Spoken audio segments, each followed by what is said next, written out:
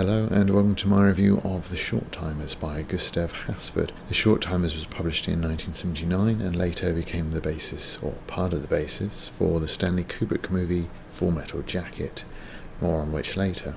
Hasford was a Vietnam veteran himself and the book is considered semi-autobiographical. Additionally, it is the indirect subject of a degree of controversy with Kubrick and fellow screenwriter Michael Hare. There was a dispute between the three of them. It got quite acrimonious about who actually wrote the screenplay for Full Metal Jacket following its Oscar nomination in 1987, and again we'll come back to that later. But the book follows Private Joker from his first day on Parris Island, the Marine boot camp. He's then sent to Vietnam and travels up and down the country getting into various scrapes and occasional battles. The book is split into three sections, each preceded by a poem or a couple of idioms. The first, The Spirit of the Bayonet, is the boot camp. The second, Body Count, follows Joker up and down Vietnam. And the last, Grunts, follows an ill-fated patrol in the jungle. This is not a long book, it's 180 pages in total, and perhaps 110 of those are made up of the middle section. And that helps the book really move along at a very brisk pace. The boot camp makes up about a sixth of the total length of the book, and it's the longest that Joker or anyone really stays in one position. And the rest of the novel follows Joker as he travels here and there, occasionally meeting Vietnamese people, and more often than not, killing them. Any semblance of a conventional war is shed early on. Joker is a correspondent for the Marine magazine, followed everywhere by Rafterman, who is a photographer first and Marine second. The result of all this is a portrait of a Vietnam War that is wildly out of control, where the Green Machine is just grinding up humans into a bloody pulp. Nor is it a simple rendition of the oft-told story of perfect soldiers being betrayed by incompetent generals. Certainly there is a divide here, explicitly so, between the grunts and the non-grunts, between the combatants, the non-combatants, or pogues, and every interaction Joker has with a superior officer is a fractious antagonistic affair. But the grunts are a flawed bunch themselves, and Hasford pulls absolutely no punches. Joker himself actually shoots a civilian out of frustration more than anything approaching justification. We learn that Animal Mother has probably fragged his commanding officer, a helicopter gunman kills a farmer, a tank rolls over and kills a Marine, and in one of the book's most powerful sections, also runs over a little girl. Hasford mocks the Vietnam War that's portrayed in John Wayne movies and seems intent on revealing every horrific detail, every moment of stupidity or thoughtlessness, including right at the start where Joker flies to the front in a helicopter that's also delivering a massive stockpile of body bags, and among the heavy doses of grisly horror he lays bare a conflict seemingly leaderless and doomed to failure from the start. Hasford wrote only 3 books, none of which are easy to find. The Short-Timers was followed by a sequel in 1990 called The Phantom Blooper, and then in 1992 Hasford released a noir thriller called A Gypsy Good Time, I think. I would, if afforded the opportunity, like to check out some of these other books, but sadly they're all out of print and that needs immediate rectification really. Hasford was a 70s sci-fi fan, known to author Frederick Pohl, and according to Wiki, published in Damon Knight's Orbit series. But if anything, this book owes a debt to Kurt Vonnegut. The writing style I thought was quite similar. This is, as is the anti-war ethos, even if the means here are a little more conventional than Vonnegut's work. So I'm going to break down what I think is the most powerful scene of the book.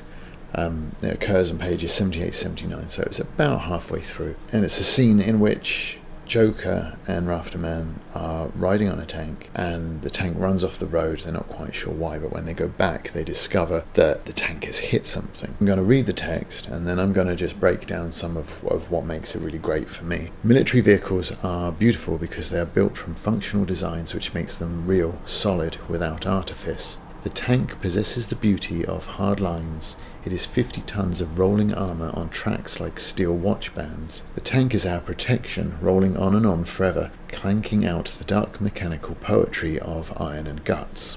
50 yards back, a water bow is down on its back, legs out straight. The water bow bellows, tosses its curved horns. On the deck, in the centre of the road, I see a tiny body face down. Chattering Vietnamese civilians pour out of the roadside hooches, staring and pointing. The Vietnamese civilians crowd around to see how their American saviors have crushed the guts out of a child. The blonde tank commander speaks to the Vietnamese civilians in French. Then, walking back to the tank, the blonde tank commander is pursued by an ancient Papasan. There are tears in the Papasan's eyes. He shakes his bony little fists and throws Asian curses at the tank commander's back. The Vietnamese civilians grow silent. Another child is dead, and though it is very sad and painful, they accept it. Rafterman asks, "Sir, did we kill that girl? Why was the old man yelling at you?" Rafterman looks sick. The blonde tank commander takes a ballpoint pen and a little green notebook out of his hip pocket. He writes in the notebook, "The little girl's grandfather? He was yelling about how he needed his water bow. He wants a condolence award. He wants us to pay him for the water bow." And the tank rolls on. So what makes this really powerful for me is there's so many little details in the language that become rather quite striking. So we have this description of the tank. It's a thing of beauty. I mean, Hasford reinforces that point. He uses beauty twice, but we get a sense of the power of the tank. It's almost like a mechanical god. But it's not just the power of the 50 tons of rolling armour. It's the tank possesses the beauty, as opposed to saying the tank is beautiful.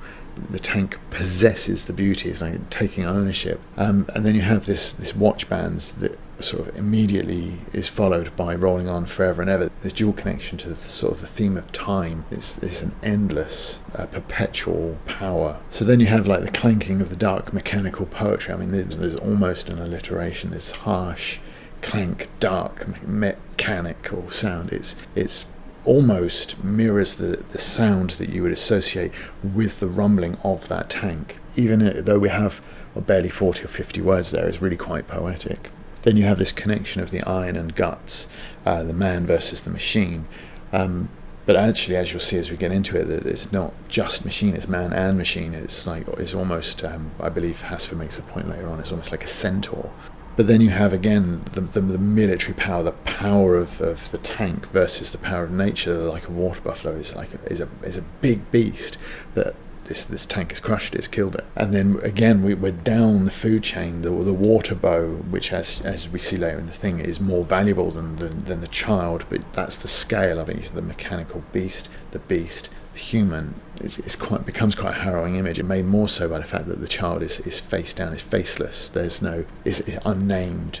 Just like the Vietnamese civilians are called Vietnamese civilians, they're distinct, they're separate, they're not part of the Marine. They're like a faceless crowd. And the ironic use of the American saviours, they've crushed the guts out of this child. And again, the repetition of the guts that I was talking about. It's just so strong, it's just so harrowing. It's sort of coupled with that impersonal nature of the Vietnamese description of the Vietnamese people in general. It just makes it even more so.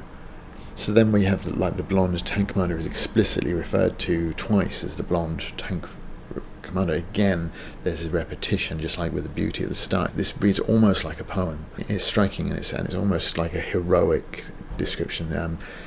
But unlike Hector or Achilles, he's defined not by adjectives like brave, fleet-footed, which you had in the Iliad. He's defined by his function. The military is a machine. He is the blonde tank commander.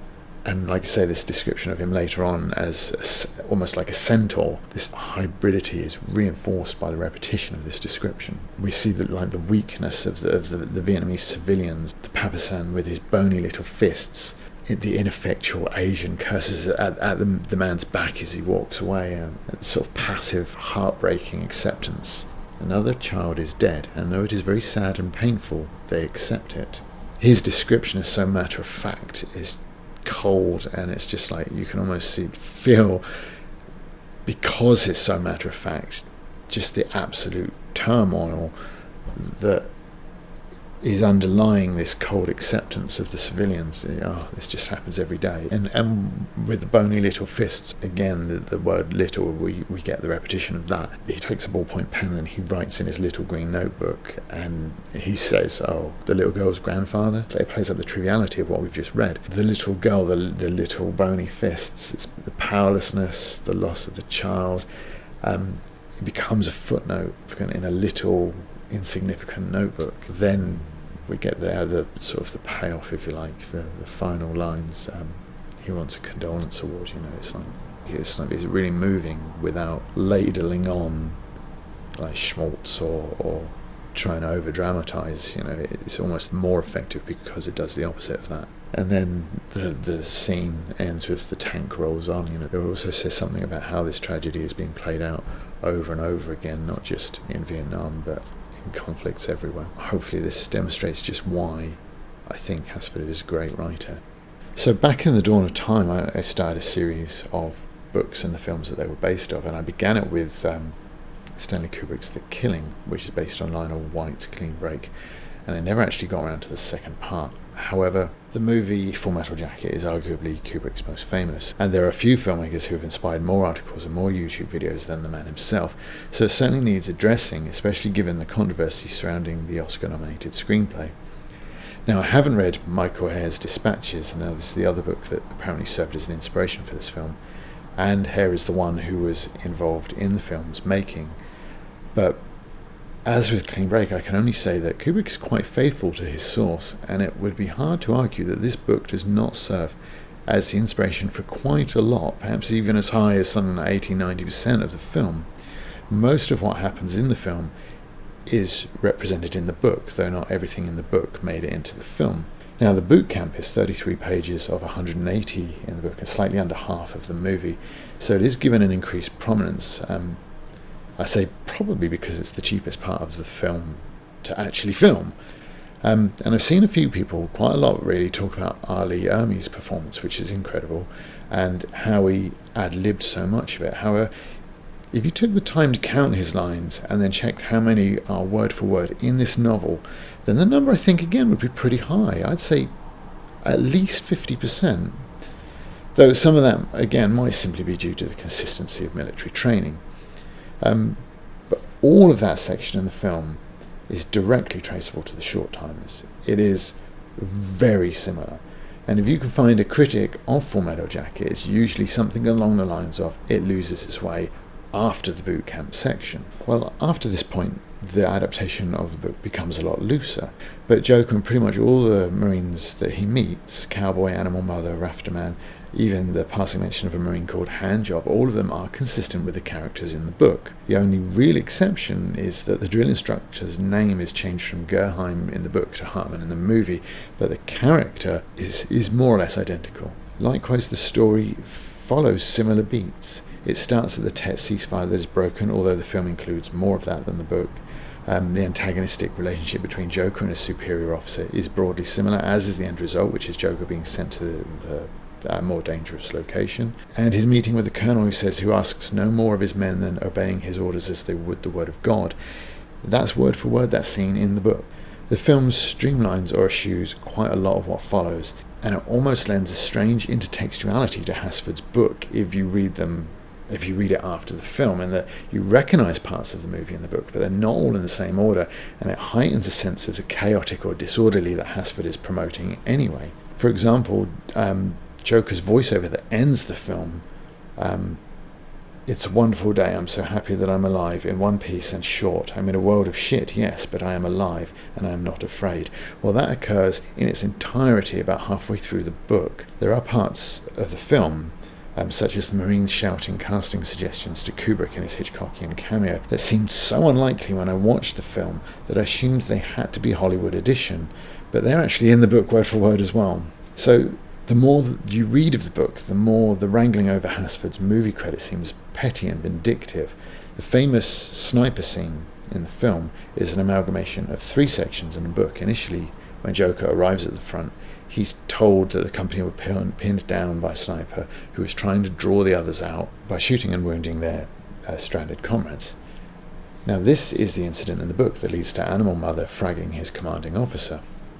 The Marines then hunt the sniper through the city, but unlike in the film, they do get tank support. Now, tanks are probably cheaper on paper than celluloid. The tank commander simply destroys the buildings in the road one by one, while the Marines clear up behind it. But the demise of the sniper is very similar in the book to the film, in that she pins Joker down and is then shot by Rafterman. And the exchanges once she's wounded, the discussions about what to do with her, again, are more than faithful to the book. Later in the book, a jungle patrol is caught in a similar standoff with a Vietnamese sniper that ends again with a number of people stranded and the sniper trying to draw the others out. But that scene ends in a number of deaths that serves as a really harrowing end to Hasford's text. But also it still lends dialogue and situation to the scene in Kubrick's movie, even though the location and circumstances are slightly changed. The movie ends with the death of the female sniper and the singing of the Mickey Mouse theme, which is also in the book, albeit earlier, and it provides a somewhat happier tone for the ending of the film than the book. So unlike in my previous video, I'm going to cop out on choosing a favourite. Both the book and the film are excellent and highly recommended. Both contrast the tragic and moving with moments of black humour. Both are high points in their respective genres and mediums. Short Timers is not easy to find, but it's definitely worth the effort. Hopefully, as a writer, Mr. Hasford will one day earn the recognition that this text deserves. So, thank you for watching half review, half book versus film of The Short Timers / Full Metal Jacket. Hopefully you've enjoyed this video. I really recommend the book very highly if you can find a copy of it. If not, perhaps the time you can't spend reading it, you'll spend watching some of my videos on YouTube. See you in the next one.